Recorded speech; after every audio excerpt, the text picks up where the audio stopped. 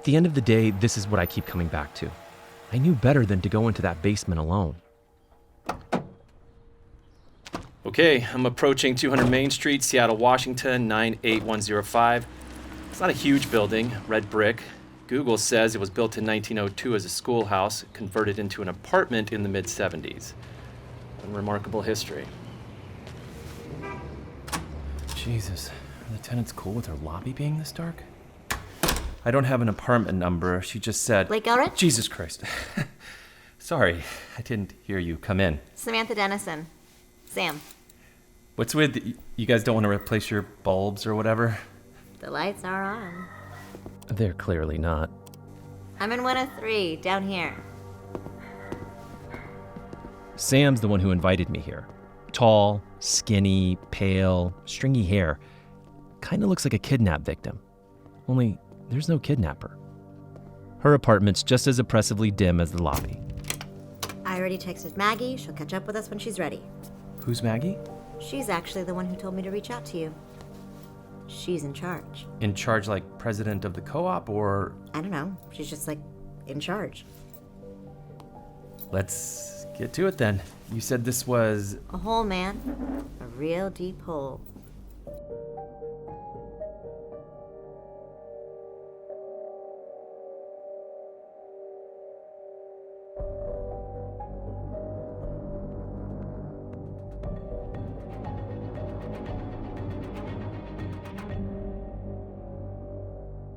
I'm Blake Elrich, and this is Out of Sight. Okay, who am I, and why am I talking to you? Some of you might already know me from certain online forums. You're probably wondering why I made the leap to audio, so I'll make this as quick as I can. I am not nearly as interesting as the stories I'm here to tell. Most of us have at least one weird experience. That thing that just doesn't fit, that can't be explained according to the metrics of the possible. Lost time, weird sightings, hauntings, abductions, other worlds.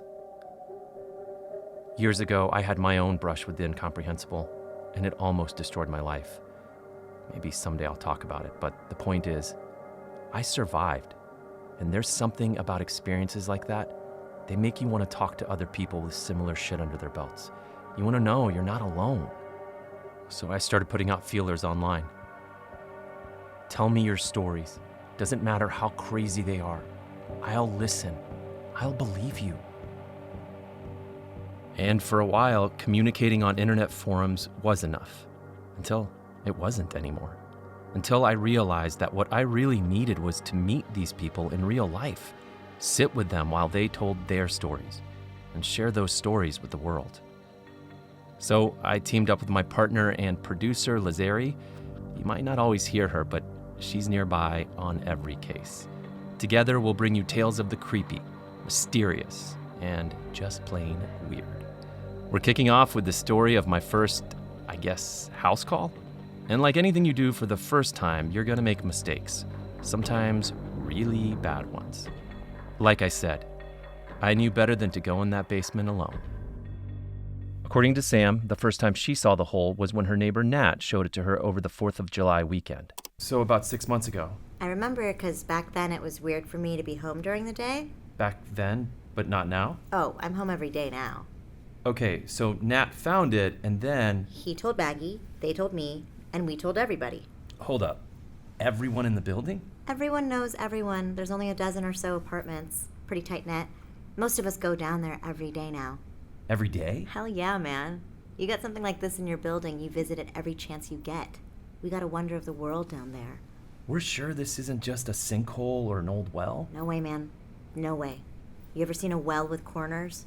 It's rectangular. Like perfectly? Crazy, right? They're at perfect 90-degree angles. The sides, we measured it one time. 8 feet long, 6 feet wide. And how deep? Now that is a good fucking question. A question the residents have tried various methods of answering. We started just tossing pebbles and shit down the hole. They'd plink against the wall, but then they just get swallowed up. So we started throwing bigger shit down there. Rocks and crap from the garden. We never heard anything hit bottom, and we sure as shit didn't see it. It's so fucking dark down there, man. Anything you drop in, once it falls the first 5 or 10 feet, you can't see it anymore. Which led them to a more innovative approach. My buddy Marty had the idea to bring down his kid's favorite toy, this big light-up keyboard thing where if you press a button on it, it'd play nursery rhyme songs. We switch it on to one of its demo tracks. This one was Ode to Joy. And it lights up and starts playing, and we toss it down the hole. Was that any different from... One big difference. Sight-wise, it was the same, or maybe a little longer because of the blinking lights. Like, we could see those for maybe 50 feet before they suddenly just vanished. But you know what didn't vanish? the music? Boom. Ode to Joy, all the way down. For how long? I need to show you something in my bathroom.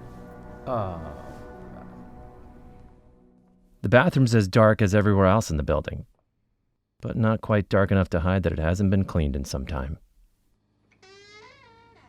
You can hear it other places, anywhere with exposed pipes, but it's best from the shower drain. What is? Climb on in. I haven't showered in a while, so it should be dry. Great. Just get your mic right up against the... What am I listening for? Just give it a second. Is that steam? Or like faucets being turned on and other... Joyful, joyful, we adore you. La da da da da da da. What are you? Ode to Joy, man. This song from the keyboard? At first I thought I was imagining it, but other people hear it too. First it was just the people who were there when we threw it in, but now it's everybody.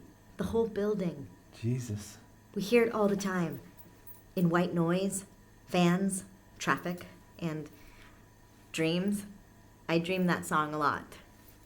Maggie says it's like we gave the whole a gift, and it's trying to share that gift with all of us. Could I speak to Maggie? She knows you're here. I texted her. Or Nat, the guy who found it? Dunno. Depends on what Maggie says. Don't worry, she wants you to see it. I asked Sam if they'd reported this problem to the city, if maybe they could help. God, no. We haven't told anyone but you. Maggie's orders.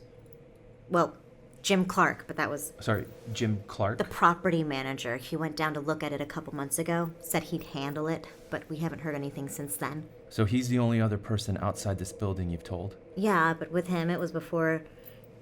Before... We knew it was important. You'll understand when you see it. How about now? What? Why don't we go see it now? It's just downstairs, right? Not till we hear back from Maggie. You serious? Sam, I gotta see this for myself. Not without Maggie. That's it. Stop asking.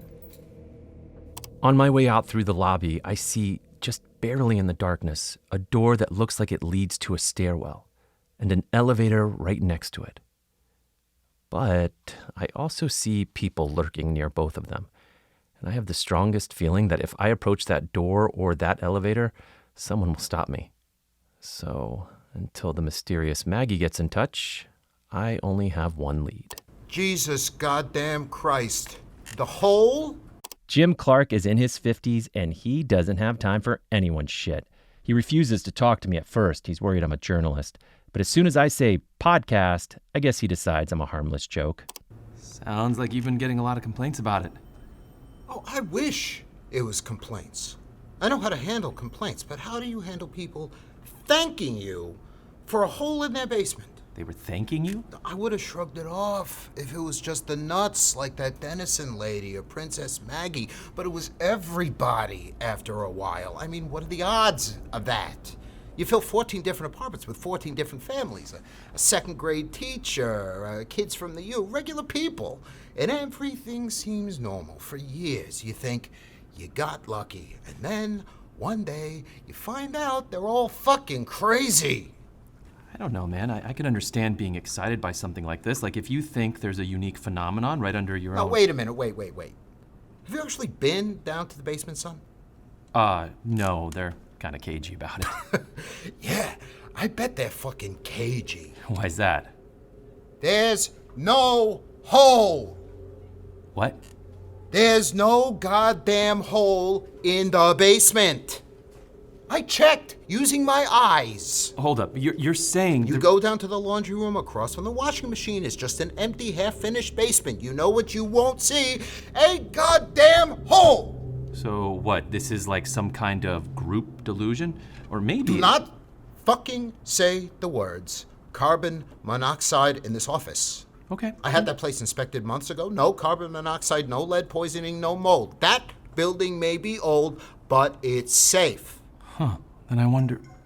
Shit. Sorry, I gotta take this. Thanks for your time. Yeah. Hello? Hey, Sam, I'm glad you... No, I'm just on... Oh, shit, she does? Yeah, no, I can...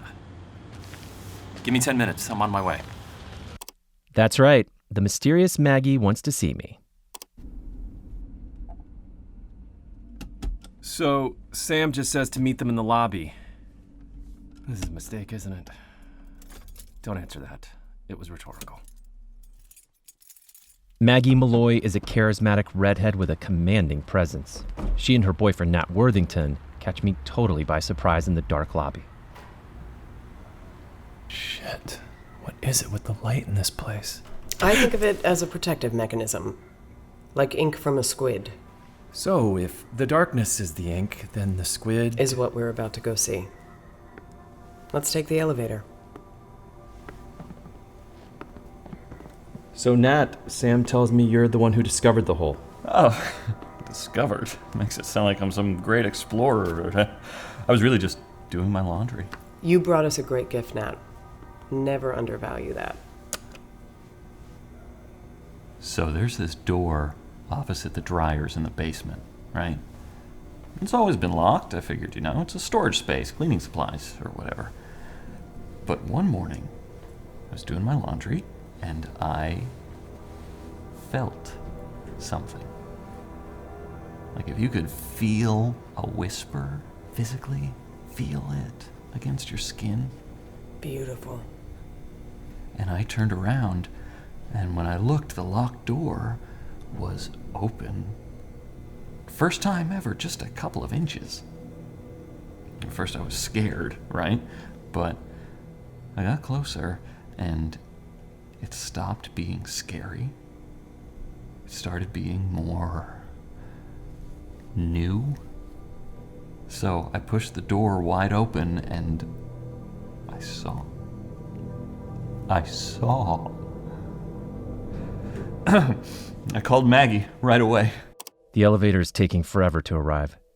Like it's stopping on every floor. I came down immediately. We just stood there, in the doorway, looking at it in awe, asking one another, what do we do now? But, in a way, we already knew the answer. Tell everyone in the building. Why? Because we're neighbors. A circle of trust. And this was something most people never get to experience. A piece of the divine. Its shape alone could tell you that. Four-sided, perfect, holy. 2 concrete measurable dimensions, length and width. And a third, unknowable depth. Like the 3 faces of God. And that's something you must never keep away from the people it can benefit. Meaning, specifically... These people. The elevator is packed with people, some of whom I've seen around the building. Sam is front and center. All of them are staring at me. Should we maybe take the stairs? They go to the same place, right? Make room, friends. We have a guest. And everyone else? Already waiting in the basement. So does everyone on this elevator live here except for me? I certainly hope so. No one else was invited. Why me? Listen, What is it? you don't hear it? Ode to joy, man. Ode to joy. It's time.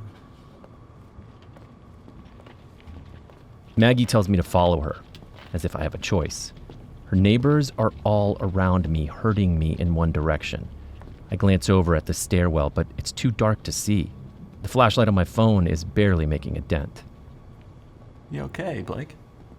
Yeah. Shit. What's that? Relax, Blake. Don't you know what dryers sound like? Dryers.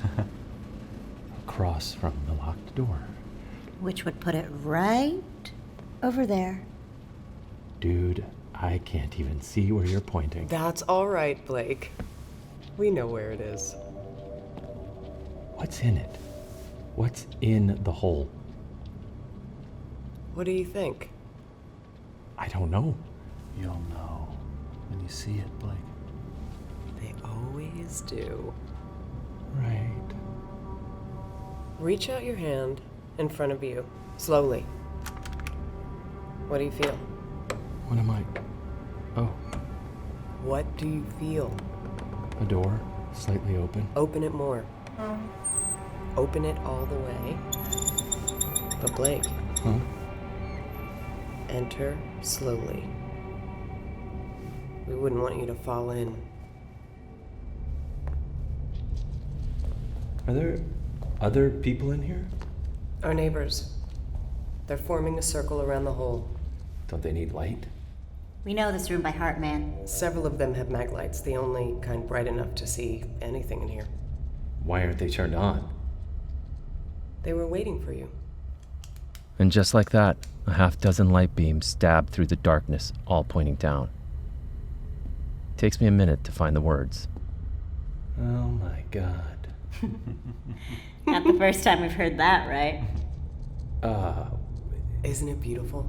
I always think it feels lonely somehow. Lonely. Like it gets lonelier every time I visit. Why is it lonely? I come down here every day. We all do. For hours. Well, Sam, it needs something. What? To be closer to us. Closer than we can be right now. Well, shit, man. I want that too. You're in luck. That's why Blake is here. Whoa, hold up. What? It speaks to me, Blake. The whole. Do you know what it tells me? What? That we're not enough. Okay. Because there are only 24 of us here, as you can see. Maggie, I can't see a And 24 is not enough. Not enough believers for it to hold us as close as it wants. It tells me it needs 25. Why didn't you say so? I could have found somebody. Who, Sam? Who would you find who wouldn't bring the entire world's dirty boots in here? It couldn't be just anyone, Sam. It had to be someone who is just like us. I really don't like where this conversation is going. I've read all your writing, Blake. In all the forums, every word. I knew, of all the people outside this building, you were someone who could walk into this room with an open heart. Uh-huh. Can I borrow one of the lights? Take mine, dude. But I don't point it downward. Instead, I swing it around slow in a circle, illuminating all their faces. How pale they all are. How sickly. The deep creases in their smiles, the wide, manic eyes. Like they're all listening to something I can't hear. Tonight is the night our quorum is achieved. Tonight we unlock the closeness it has sought with us for so long. Take my hand, Blake. And maybe it's a trick of the light. Maybe I'm so freaked out by all of this, I'm imagining it. But I swear, all of them just snap their heads up in unison and lock their eyes on me at the exact same time. They look eager now, predatory. Like I said, I knew better than to come into this basement alone. Just walk to me and take my hand. So I guess it's a good thing I didn't. Lazari, now! And just like that, one of the tenants stumbles into the guy next to him, like he's pushed by an invisible force. Then another, then another. For a second, the circle is tumbling like dominoes, and then chaos. There's someone else in here! Lazari, run! Stop it! Don't let him leave! Come on! I'm behind you! Stop your thief!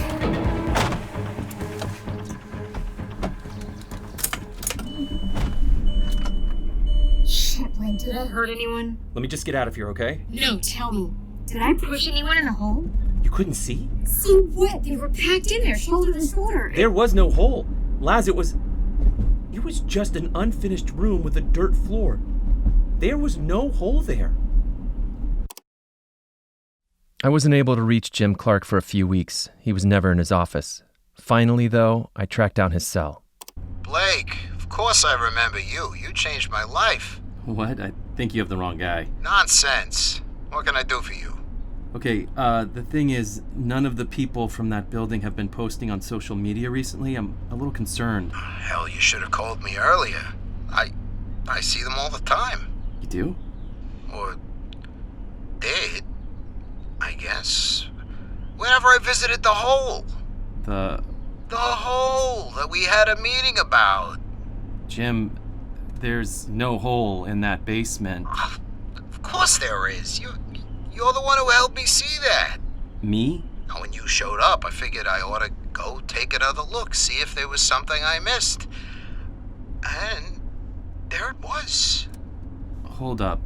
Couldn't believe it myself, but sometimes it takes more than once to really see it. Jim.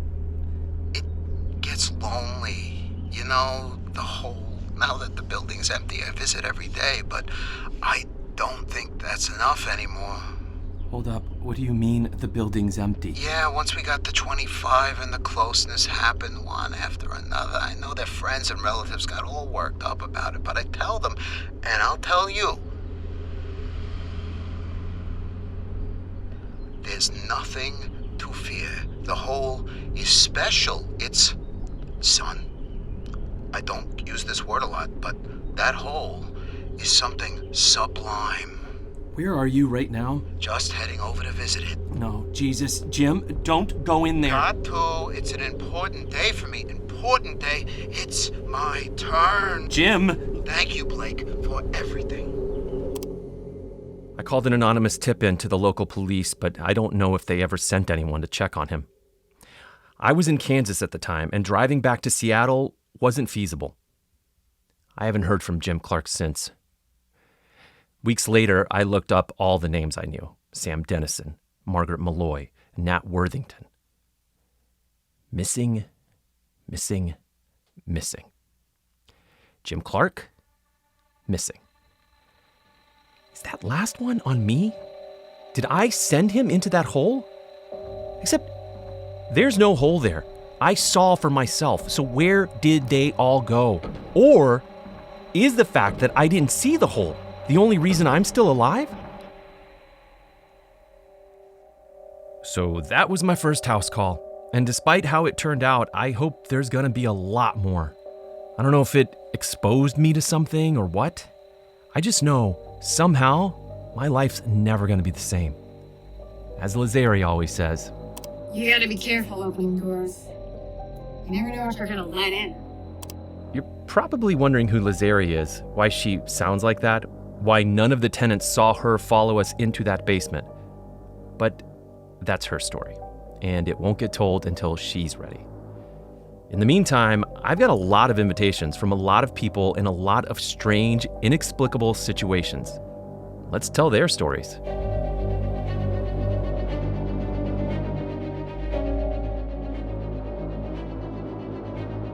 Out of Sight, created by Reflector Entertainment, produced by Gideon Media, written by Jessica Kincaid, directed by Jordana Williams, and starring Jorge Cordova and Reina DeCourcy. The executive producer is Alexandra Amancio. The IP producer is Alexis Autier. Sound design by Bart Fassbender. Music by Yuichiro Oku. And additional writing by Mac Rogers. The executive producer for Gideon Media is Sean Williams. This episode also features Diana O, Brian Silliman, Kelly Ray O'Donnell, and Nat Cassidy.